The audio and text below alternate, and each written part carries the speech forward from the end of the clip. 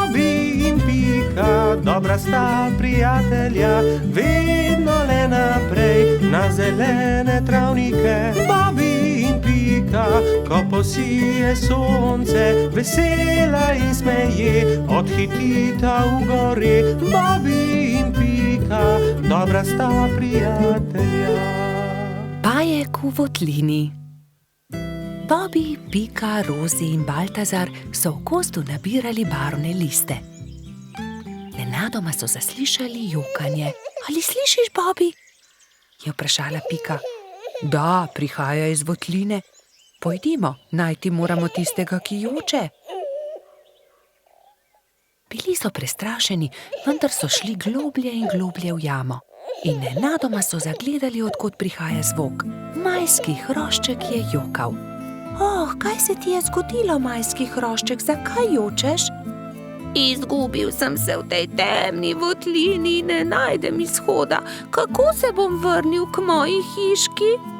Je jokal hrošček. Kako ti je ime? Je vprašal Bobby. Mehurček.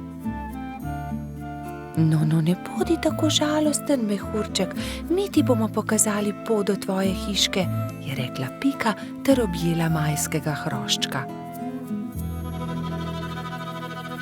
Nenadoma so zaslišali čuden, strašljiv zvok, ki je prišel iz votline. Prestrašeni so se objeli. V naslednjem hipu se je prikazal ogromen jezen pajek in jezno zakričal. Kdo me je zbudil iz sanj? Kaj delate v moji votlini? Bežimo, je zavpil Baltazar in vsi so začeli bežati. Skrijmo se tukaj, je rekla Pika in vsi so se skrili za kamen. Na srečo jih pajek ni videl, a nato je mehurček začel jokati in pajek je odkril malo skupinico, ki se je skrivala za kamnom. Bobby, Pika, mehurček, Baltazar in Rozi so še bežali, tako hitro, kot so lahko. Ampak ne! Baltazar se je spotaknil ob kamenček in pajek jih je ulovil. Bobby je pobral ostro vejo in pogumno branil svoje prijatelje. Izginiti, grdi pajek, je zavpil. Medtem ko je Bobby odvračal pajkovo pozornost, sta Rozi in Baltazar z vrvjo v rokah nekajkrat stekla okoli pajka. Zdaj te imamo, je Bobby zadovoljno rekel.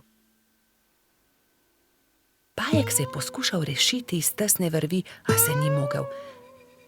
Nenadoma je začel jokati. Nisem vam hotel nič. Če vam povem po resnici, še nikomur nisem storil nič žalega. Bil sem le jezen, ker ste me zbudili. Prosim, izpustite me, pokazal vam bom izhod iz votline.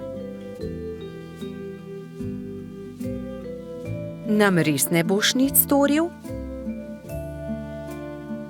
Da, obljubim. Pridite, usedite se na moj hrbet in vas bom nesel. Vsi so se usedli na pajkov hrbet in kmalu prišli do odprtine. Čas je, da se poslovimo. Spet pridite v mojo votlino. Hvala za pomoč, pajek, je rekla Rozi. V tem času je mehurček zaspal v Pikapoloničinem naročju. Kaj naj storimo z njim, je vprašala Pika. Zgradimo mu voziček, je predlagal Bobby. In nemudoma so se lotili dela. Voziček je bil sestavljen iz kostanjeve lupine, koleščka pa iz vejic. Kje je pa njegova hiška? Jaz vem, je vzkliknila Rozi.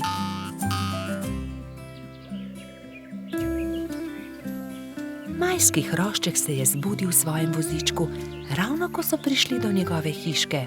O, moja hiška, ste me pripeljali domov, res sem vam hvaležen. Lahko noč, mali mehurček, trdno spi in ne hodi samo v temne votline, da se ne boš spet izgubil.